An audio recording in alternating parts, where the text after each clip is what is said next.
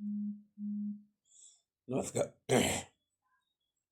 नमस्कार भाइयों बहनों, मेरे चैनल में आपका स्वागत है। छोटू क्लासेस विक्रमपुर में लूसेंट का सीरीज चल रहा है। बायोलॉजी बायोलॉजी का 6th चैप्टर पादप रोग।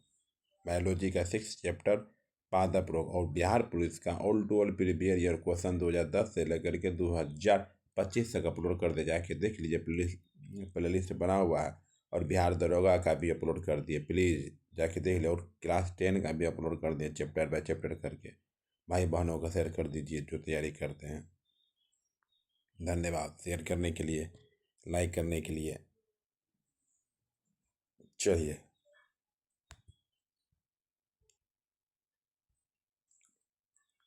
पादप रोग चैप्टर में पादप रोगों का सबसे उत्तरदायी कारक कौन है? पादप रोगों का सबसे उत्तरदायी कारक कौन है?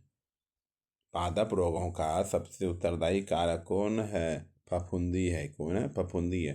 पौधों को रोग प्रतिरोधी बनाया जाता है। पौधों को रोग प्रतियोगी बनाया जाता है। पौधों को रोग प्रतिरोधी बनाया जाता है। जंगली किस्म से प्रजनन करा के हरित बाली रोग किस फसल से संबंधित है? हरित बाली रोग किस फसल से संबंधित है, बताइए। बाजरा किससे संबंधित है? बाजरा। टिक्का रोग किस फसल से संबंधित? टिक्का रोग किस फसल से संबंधित है? मूंगफली। टिक्का रोग किस फसल से संबंधित है? मूंगफली से संबंधित है। मूंगफली से संबंधित है।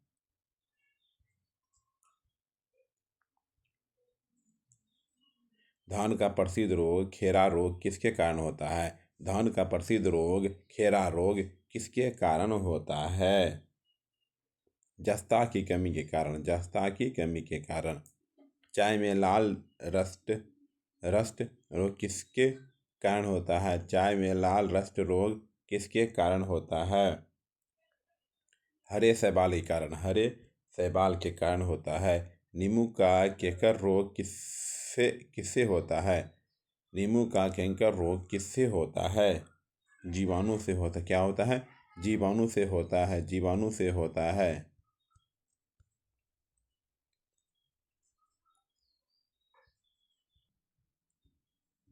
फसलों पर आक्रमण करने की कीट की प्रायः कौन सी अवस्था अधिक हानि पहुंचाती है? फसलों पर आक्रमण करने की कीट की प्रायः कौन सी अवस्था अधिक हानि पहुंचाती है? कैटरपिलर। मीलीबग किस फसल से संबंधित है? मीलीबग किस फसल से संबंधित है? सरसों से। पौधे का अर्ध पतन रोग किसके कारण होता है? पौधे का अर्ध पतन रोग किसके कारण होता है? किसके कारण होता है? किसके कारण होता है? पीथियम डिबेरिएनम। पीथियम डिबेरिएनम पौधे का अर्ध पतन रोग किसके कारण होता है? अग्नि नीरजा रोग किससे संबंधित है? अग्नि नीरजा रोग किससे संबंधित है? सेब से संबंधित है। अग्नि नीरजा रोग किससे संबंधित है? सेब से संबंधित। गन्ने का लाल सरांध किसके कारण होता है? सरांध किसके कारण होता है? कार्लेटोट्राइकम फेलकेटम।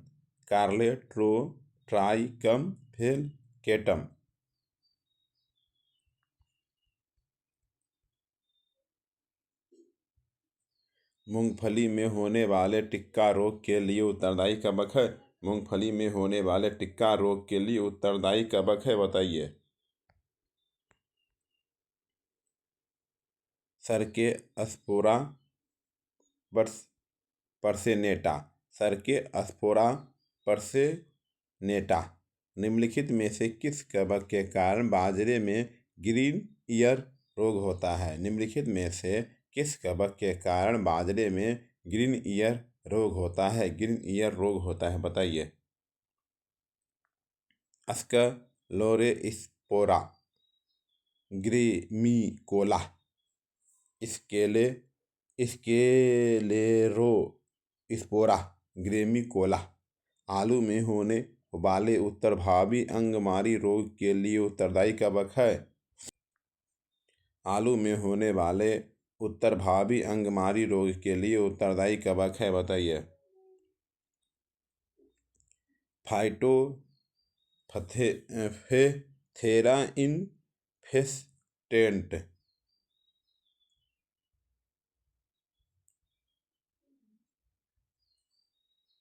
सीट्रस केकर है। नींबू का एक रोग निम्नलिखित में से कौन कवक जनित पादप रोग नहीं है? निम्नलिखित में से कौन कवक जनित पादप रोग नहीं है? तंबाकू का मोजेक रोग। रिंग रोग के नाम से जाना जाता है। सेथिल रोग। आलू में ब्लैक हार्ट का कारक होता है। ऑक्सीजन की कमी। क्या होता है? ऑक्सीजन की कमी। निम्नलिखित में से कौन सा एक सही सुमेलित नहीं है? धान जो है हरितवाल, गलत बात है। ठीक।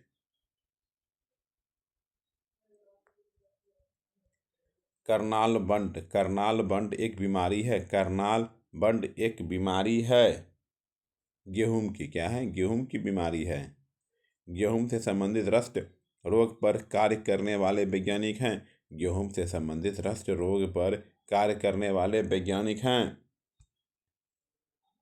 के.सी.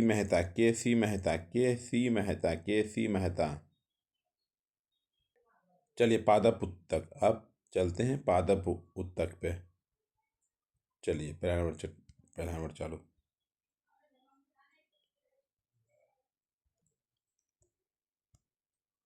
वह उत्तक जो द्वितीयक वृद्धि के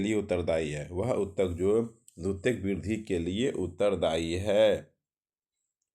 केम्बियम व्यापारिक कॉर्क प्राप्त होती है।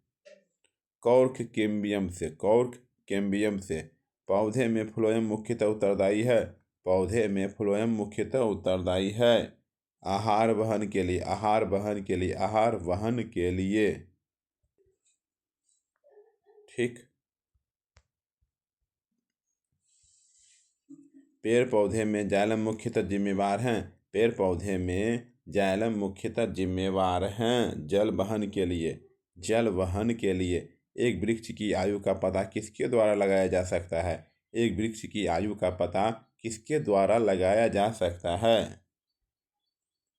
वार्षिक बलयों की गिनती करके। वायुतक किन पौधे में पाया जाता है? किन पौधों में पाया जाता है? हाइड्रोफाइटस। वायुतक किन पौधे में पाया जाता है? हाइड्रोफाइटस।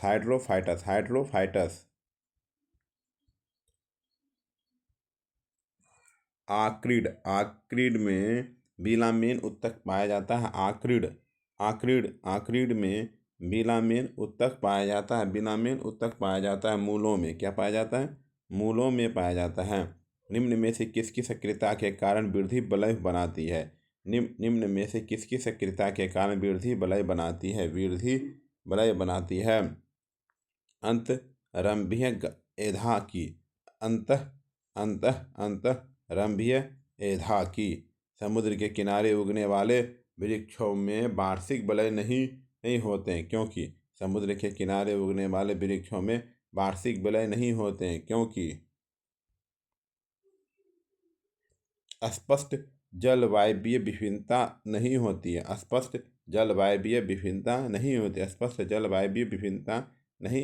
है।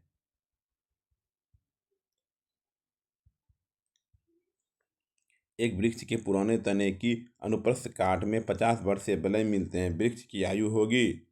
एक वृक्ष के पुराने तने की अनुप्रस्थ काट में 50 वर्षीय वलय मिलते हैं, वृक्ष की आयु होगी, बताइए। 50 वर्ष।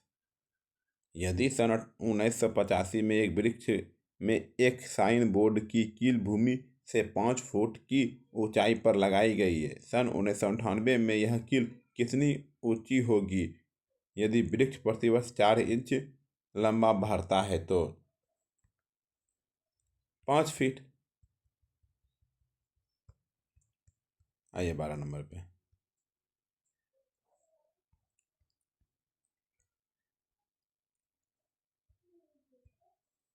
जलोद्भिद निम्न में से किसकी उपस्थिति के कारण जल पर तैरते हैं? जलोद्भिद निम्न में से किसकी उपस्थिति के कारण जल पर तैरते हैं? जलोद्भिद निम्न में से किसकी उपस्थिति के कारण तैरते हैं?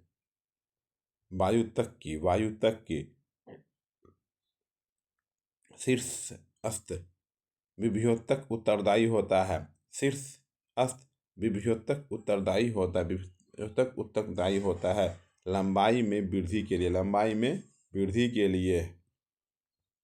रंध्रों की संख्या न्यूनीकृत होती है तथा ये धन से होते हैं। रंध्रों की संख्या न्यूनीकृत होती है तथा ये धन से होते हैं। मरुद्भिदों में शाखाओं से पत्तियां झड़ जाती है, निम्न के कारण से शाखाओं से पत्तियां झड़ जाती है, निम्न के कारण से। कौर्क के बाहर बिलगन परत के बन जाने से। कौर्क के बाहर बिलगन पतन के बन जाने से। बिलामेन की आवश्यकता होती है नमी के अवशोषण के लिए।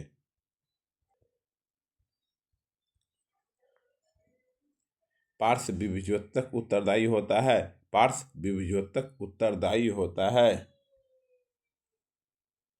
मोटाई में वृद्धि के लिए एक काष्ठीय पौधे की आंतरिक छाल का मुख्य कार्य क्या है? एक काष्ठीय पौधे की आंतरिक छाल का मुख्य कार्य क्या है?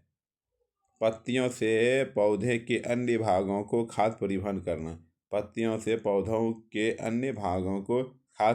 करना। वाणिज्य मूल्य वाला कौर्क किससे प्राप्त होता है? वाणिज्य मूल्य वाला कौर्क किससे प्राप्त होता है? क्वेकर्स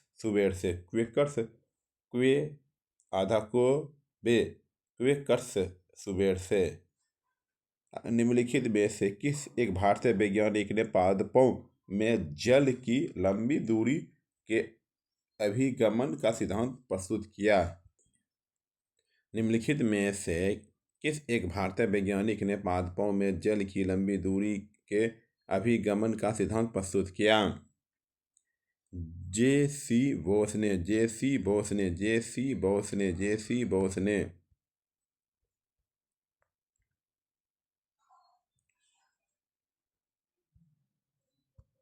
पौधे के कुछ भाग मोड़ने पर बिना टूटे आसानी से मोड़े जा सकते हैं। कुछ भाग जैसे पत्ते और तने की इस मान्यता का कारण किसकी बहुलता के कारण माना जाता है? बताइए।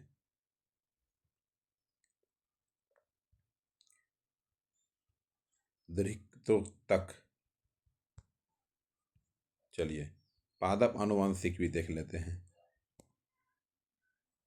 चलिए पादप आनुवंशिकी।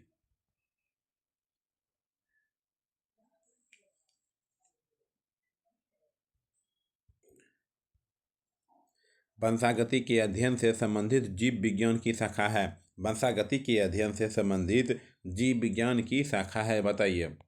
वंशागति के अध्ययन से संबंधित जीव विज्ञान की शाखाएं हैं आनुवंशिकी है। आनुवंशिकी के जनक वैज्ञानिक हैं ग्रेगर मेंडल है। क्या है? ग्रेगर मेंडल हैं।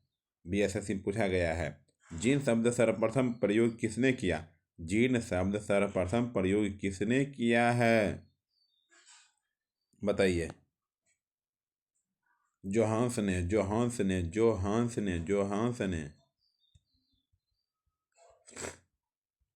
वंशागति की इकाई है बताइए।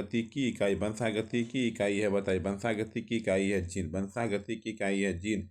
मेंडल ने किस पौधे पर संस्करण प्रयोग किया है? मेंडल ने किस पौधे पर संस्करण प्रयोग किया है? Garden pea.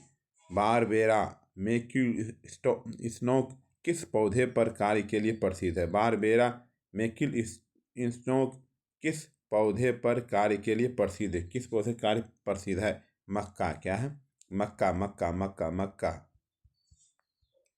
ग्रेगर मेंडल निम्न में से किसके प्रतिपादन हेतु प्रसिद्ध है? ग्रेगर मेंडल निम्न में से किसके प्रतिपादन हेतु प्रसिद्ध है? किसके प्रतिपादन के लिए प्रसिद्ध है? आनुवंशिकता के नियम। मेंडल द्वारा प्रतिपादित आनुवंशिकता की तीनों महत्वपूर्ण नियम संबंध स्थापित करते हैं। पृथक्करण, स्वतंत्र अपव्यूहन एवं अप्रभाविता का।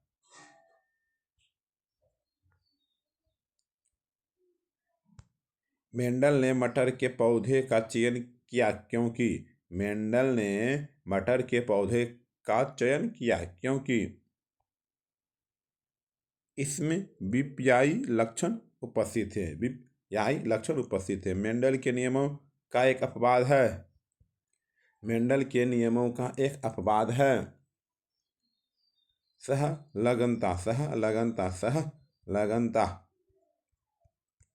चलिए देखिए 11 नंबर। मोनोहाइब्रिड अनुपात होता है बताइए। 3:1। जीन्स बने होते हैं। जीन वही होता है। DNA के। सन 1959 में कृत्रिम रूप से DNA को संश्लेषित करने हेतु नोबेल पुरस्कार किसका मिला था? सन 1959 में कृत्रिम रूप से DNA को संश्लेषित करने हेतु नोबेल पुरस्कार किसका मिला था? कॉर्नबर्ग को मिला था। किसको मिला था? कॉर्नबर्ग को मिला था। स्वतंत्र अपव्यूहन का अभिपारी है। एक माता पिता के लक्षणों का पृथक होना मेंडल की सफलता का मुख्य कारण था। उन्होंने मटर के पौधों का चयन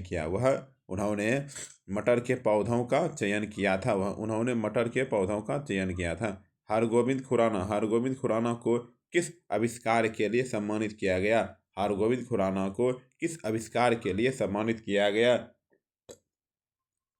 जीन संश्लेषण के लिए।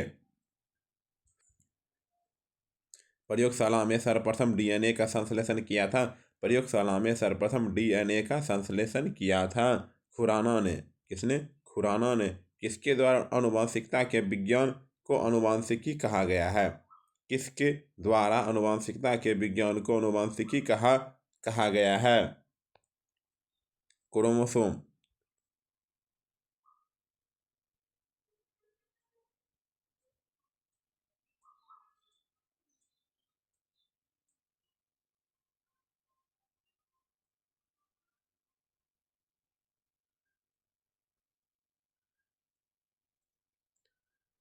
वेटसन। ठीक है। चलिए आनुवंशिकता परिवर्तन होता है क्रोमोसोम से। क्या होता है? आनुवंशिकता परिवर्तन होता है क्रोमोसोम से। आनुवंशिकता शब्द किसने गढ़ा था? वेटसन ने गढ़ा था। किसने गढ़ा था? वेटसन ने गढ़ा था।